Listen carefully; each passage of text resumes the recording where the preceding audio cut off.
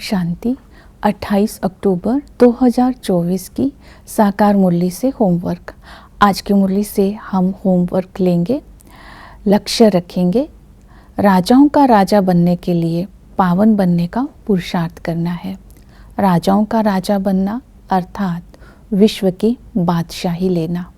इसके लिए आज हम स्वमान लेंगे, मैं सिद्धि स्वरूप आत्मा हूँ। सर्वशक्तिमान बाप की याद से सारी शक्तियाँ बाबा से लेकर अपने जीवन में धारण कर समय प्रमाण उन शक्तियों को यूज़ कर हर कर्म में सिद्धि का अनुभव कर रही हूँ, अर्थात मैं सिद्धि स्वरूप बनती जा रही हूँ। आज की मुरली से हम रिफ्लेक्शन करेंगे, बाप की याद सारा दिन कहाँ तक रहती है। दूसरा देखेंगे, अपनी चेकिंग करेंगे, देही अभिमानी स्थिति मेरी कहाँ तक रहती है। आज हम पुरुषार्थ करेंगे अपना पावन बनने के लिए श्रीमत, याद और चक्र सेवा के ऊपर अटेंशन देंगे। आज की मुरली में बाबा ने श्रीमत दी, देही अभिमानी बनो। जितना देही अभिमानी बनते जाएंगे उतना ही विश्व की बादशाही का अधिकारी बनेंगे। एक दो को तंग नहीं करो, ये श्रीमत को ध्यान में रखना है। दैवी गुणों को धारण करो, एक दो को सहयोग दे करके, मदद दे करके चलना है। एक दो की खामियां नहीं निकालनी है। फिर बाबा ने श्रीमत दी, देह अभिमान को छोड़ना है। ऊंची चीज़ को पहनने से भी देह अभिमान आ जाता है। तो ये पहली श्रीमत है, देही अभिमानी बनो, देह अभिमान को छोड़ो। दूसरी श्रीमत है वानप्रस्थी बनो। बाबा ने वानप्रस्थ का अर्थ हमें संगम पर समझाया है कि सबकी ही वानप्रस्थ अवस्था है। अभी सबको ही वाणी से परे जाना है। ये छीछी दुनिया है, मरना तो सबको है, शरीर तो सबको छोड़ना है। इसलिए इन आँखों से जो कुछ भी आप देख रहे हो ये सब विनाशी है। अपने को आत्मा समझते रहेंगे, आत्मा हम भाई भाई हैं और संगम को स्मृति में रखेंगे, क्योंकि बाबा ने कहा संगम युग पर तुम वनवा में हो, तुम्हें साधारण बन कर के रहना है। हम वनवा में हैं, हम संगम युगी है और ये दुनिया सब विनाशी है। तो वाणी से परे जाना सहज हो जाएगा, वानप्रस्थी बनना सहज हो जाएगा। तीसरी श्रीमती साक्षी स्थिति की। बाबा ने कहा ड्रामा के राज को बुद्धि में रखना है। ये ड्रामा हूबहू रिपीट होता है। इस ड्रामा में हर आत्मा इस ड्रामा में वशीभूत है, उसका जो पार्ट है वही बजना है। इसलिए कभी भी ड्रामा को देख करके मूंझना नहीं है, साक्षी होकर के देखते रहना है। जितना हमारी स्थिति साक्षी होगी, हम मन को बाबा की अमानत समझ करके यूज़ करेंगे, तब हम इस मन से अच्छे संकल्प करेंगे और श्रेष्ठ कर्मों की प्रारब्ध बना सकेंगे।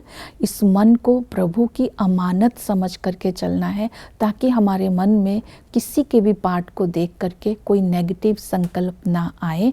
तब हम इस साक्षी स्थिति का सुख ले सकेंगे।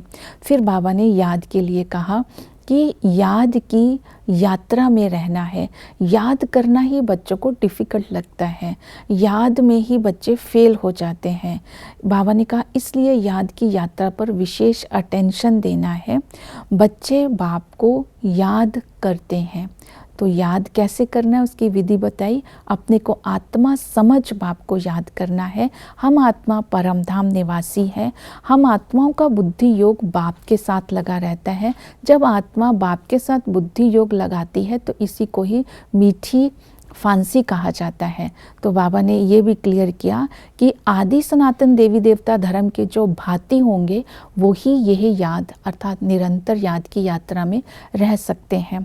और बाबा की महिमा को बुद्धि में रखना है। कर्म करते समय बाबा चैतन्य बीज रूप है, क्रिएटर है, डायरेक्टर है, मुख्य एक्टर है, पतित पावन है। बाबा ही बाप टीचर और सतगुरु है। बाप से ही हमें विश्व की बादशाही का वर्षा मिलता है।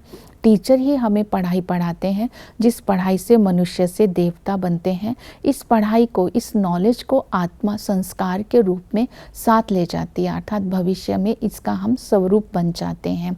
सतगुरु आकर के हमें पार ले जाते हैं। उनको कालों का काल भी कहते हैं कि मैं तुम्हें सबको लेके जाने के लिए आया हूँ। काल तो केवल एक को लेके जाता है, बाबा है महाकाल, अर्थात कालों का काल, जो सभी आत्माओं को लेकर के जाता है। चक्कर को जब हम बुद्धि में रखते हैं कि हम ही प्रिंस टू बैगर बनते हैं, तो 84 जन्मों की कहानी बुद्धि में आ जाती है।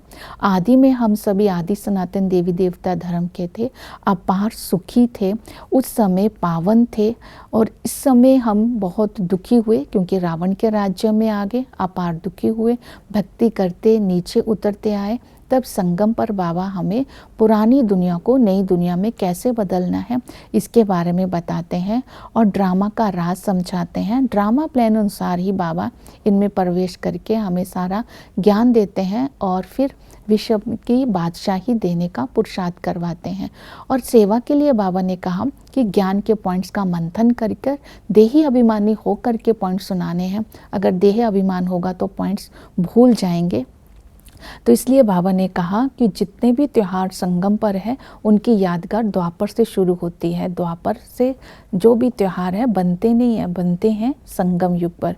फिर बाबा ने झाड़ पर समझाने के लिए कहा कि ये चैतन्य झाड़ है, इसका चैतन्य बीज रूप बाप है। झाड़ की नॉलेज, बाप की नॉलेज, ड्रामा की नॉलेज आज सबको समझा करके उनको भी बाप के वर्षे का अधिकारी बनाना है। ओम शांति।